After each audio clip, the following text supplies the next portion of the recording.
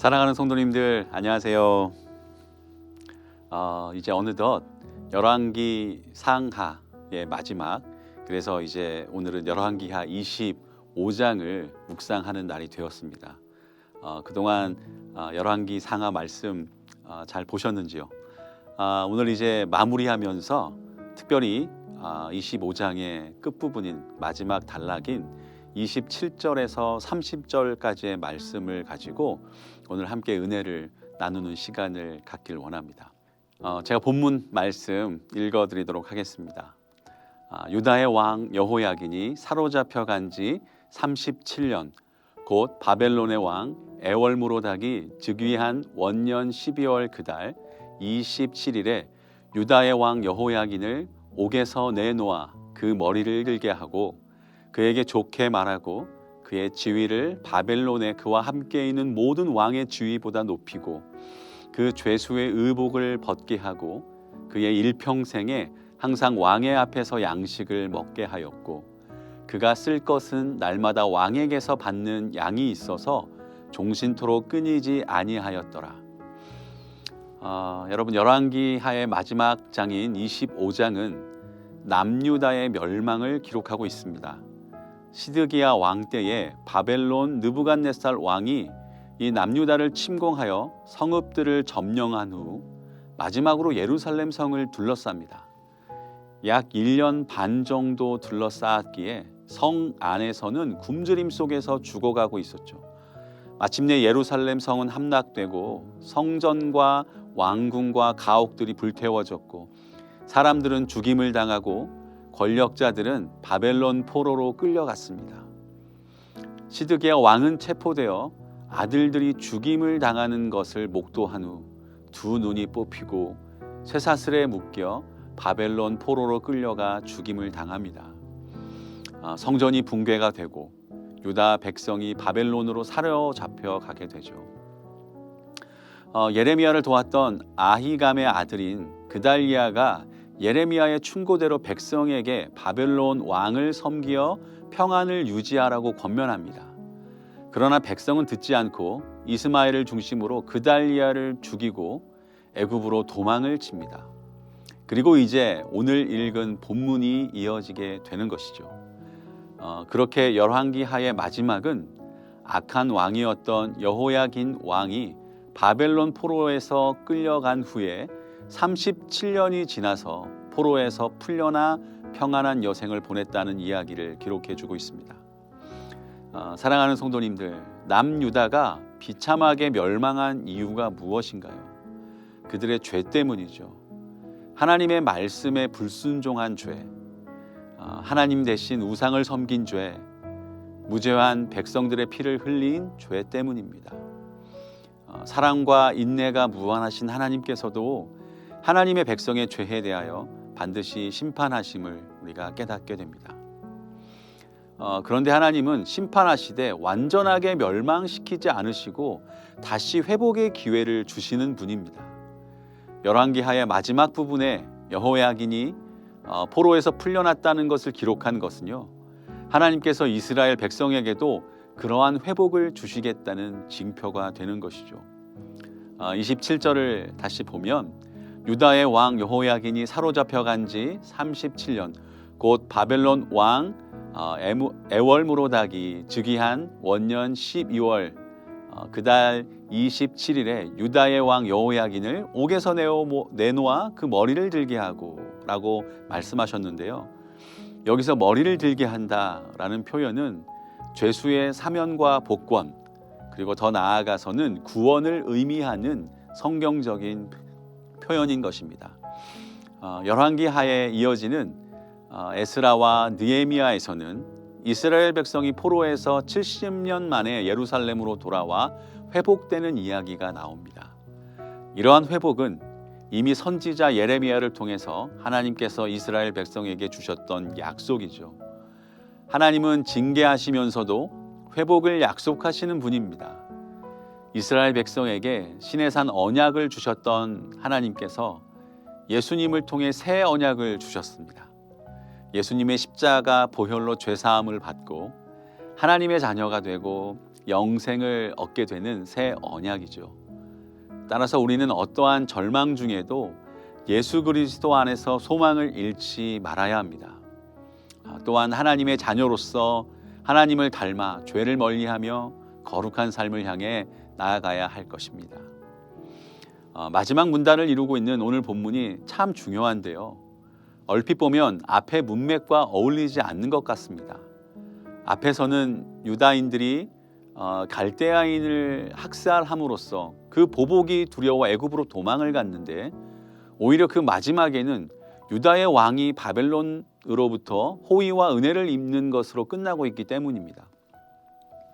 하지만 성경을 전체적으로 보면 이 가운데 대표적인 역사서라고 할 수 있는 구약의 열왕기와 역대기, 그리고 신약의 사도행전의 마지막 부분은 하나의 공통적인 특징을 가지고 있습니다.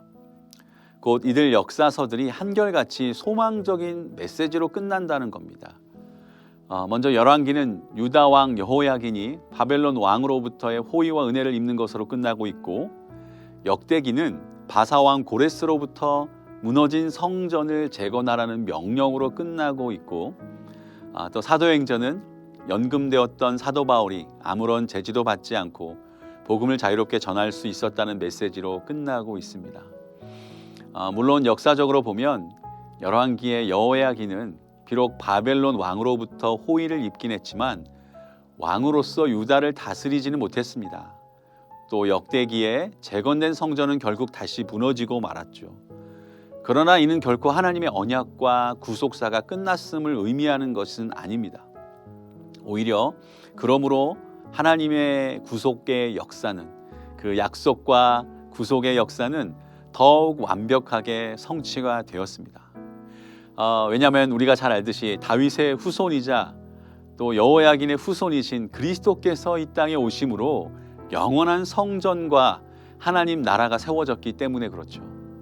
마태복음 1장에 예수님의 족보가 나오지 않습니까?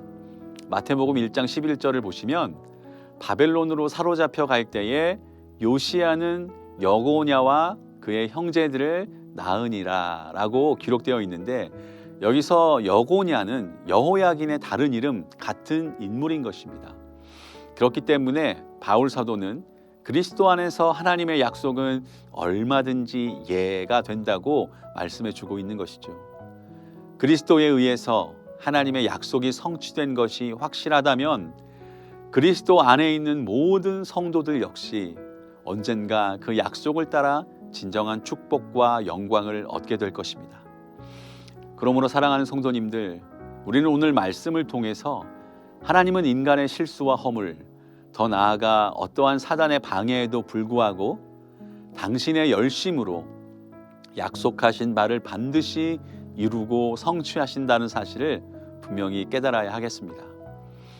그리고 언젠가 때가 되면 약속하신 바대로 우리의 머리를 들게 하시고 저 천국으로 인도하사 영광의 새 옷을 입게 하시며 주님과 함께 먹고 마시고 영원토록 함께하게 하실 것입니다.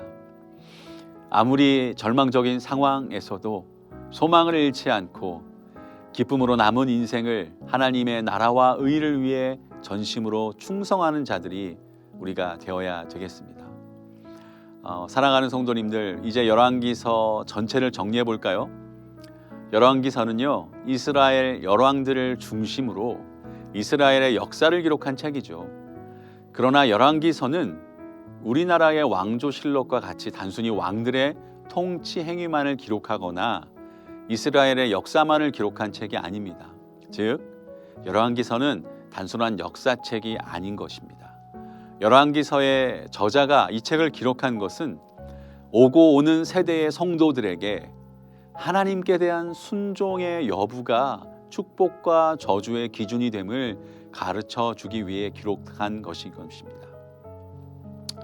또 인간은 약하여 실수하고 넘어질지라도 하나님은 당신의 뜻을 이루어 가심을 교훈하기 위해서 기록한 것입니다. 그러므로 우리는 열왕기서를 대할 때마다 하나님께 대한 순종의 다짐과 결단을 새롭게 해야 할 줄 믿습니다. 그리고 우리는 연약하여 실패할지라도 우리를 향한 하나님의 구원의 계획은 반드시 이루어진다라는 사실을 믿고 구원의 확신 가운데 믿음의 생활을 하는 저와 여러분 되시기를 간절히 축원합니다. 제가 적용 질문 또 두 가지를 함께 나누고 기도하고 마치고자 하는데요. 첫 번째 적용 질문은 이것입니다. 우리의 실수와 죄에도 불구하고 하나님은 당신의 약속을 이루어 가시는 분이라는 사실이 여러분의 삶에 어떠한 영향을 주고 있습니까? 우리 그 질문을 한번 깊이 생각해 보는 하루가 되길 원하고요. 두 번째 적용 질문은 이것입니다. 열왕기서 전체를 통해 하나님은 죄를 미워하시고 심판하시며 아파하시는 분이심을 보았습니다. 우리에게는 혹시 그러한 죄의 모습이 있지는 않은지요? 죄를 멀리하고 하나님을 가까이 하기 위해 우리 자신을 돌아보는 시간을 가져봅시다. 그러한 하루 되시기를 주님의 이름으로 간절히 축원합니다. 저와 함께 기도하시겠습니다. 우리를 사랑하시는 하나님 아버지, 우리의 삶에 참 실수가 많고 죄의 습관이 버려지지 않아 하나님을 마음 아프게 해드린 일들을 주님 앞에 회개합니다. 죄에서 돌이켜 하나님을 향해 나아가는 우리의 삶이 되게 하여 주시옵소서. 그럼에도 불구하고 우리를 향해 변함없는 신실하심으로 언약을 성취해 가시는 하나님을 이 시간 바라봅니다. 죄를 용서하시고 싸매 주시며 회복시키시는 하나님, 결국에 우리의 구원을 이루어 가시는 하나님, 하나님을 믿고 붙잡고 하나님께 순종하며 하나님을 사랑하는 저희 모두가 되게 하여 주시옵소서. 오늘도 그 주님께 우리의 방향을 설정하며 하루를 살아가게 하시고 주님께 영광이 되는 하루가 되게 하여 주시옵소서. 예수님의 이름으로 기도드립니다. 아멘.